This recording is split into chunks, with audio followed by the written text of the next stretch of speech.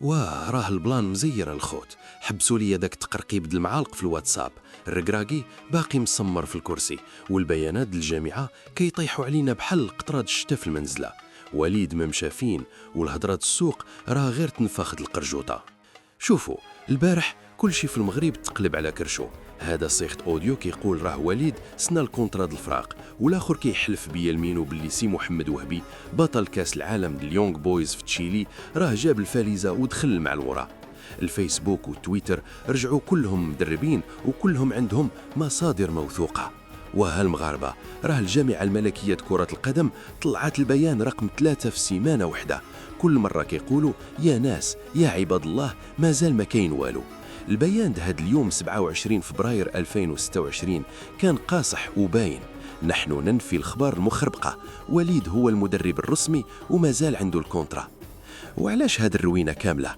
حيت كلنا محروقين على المنتخب بعد ما خسرنا الفينال كأس إفريقيا قدام السنغال ب1-0 في قلب المغرب. وزادت كملتها الكاف بداك الحكام دلويل، بغاو يجمدوا لينا حكيمي وصباري بإيقافات ما داخلاش العقل. الجامعة راها دايرة الاستئناف وداخله طول عرض المحاكم د الكرة باش ترد لينا حقنا. راه المنتخب دابا بحال شي طاجين محطوط على الفاخر، كل شي كيتسنى متى يطيب ومتى يبان العربون.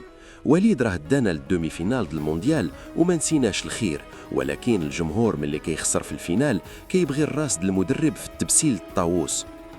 ايوا شوفوا معايا المنطق، محمد وهبي مدرب كبير وجاب لنا العز مع الدراري الصغار في تشيلي، هادشي ما فيه شك. ولكن واش هذا هو الوقت؟ احنا مقبلين على مونديال 2026 وفي الميريكان وكندا. الاستقرار راه هو السارود النجاح. الجامعة بقيادة القجع عارفين شنو كيديروا، وملي كيخرجوا كل ساعة ينفيو راه بغاو يقولوا للعابة تكالماو، راه الباطو مازال غادي بنفس الرايس. هاد المرقة الإعلامية اللي نايضة دابا راه غير كتشطن اللعابة وكتخلي الشماتة يضحكوا فينا. تقلوا شوية، الثبات نبات، واللي فيه الخير الله يجيبوا لهاد الراية الحمراء.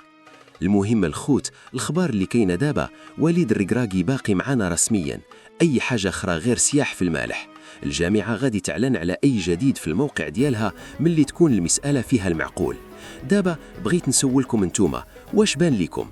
واش هذا الوقت نبدلوا فيه المدرب بعد صدمة كاس إفريقيا، ولا نخليو الماكينة خدامة للمونديال؟ خليو لي آراءكم في لي كومنتير، وما تنساوش تفرقعوا داك اللايك وتابونيو في القناة باش يوصلكم القصيص المغربي الحر. تبارك الله عليكم.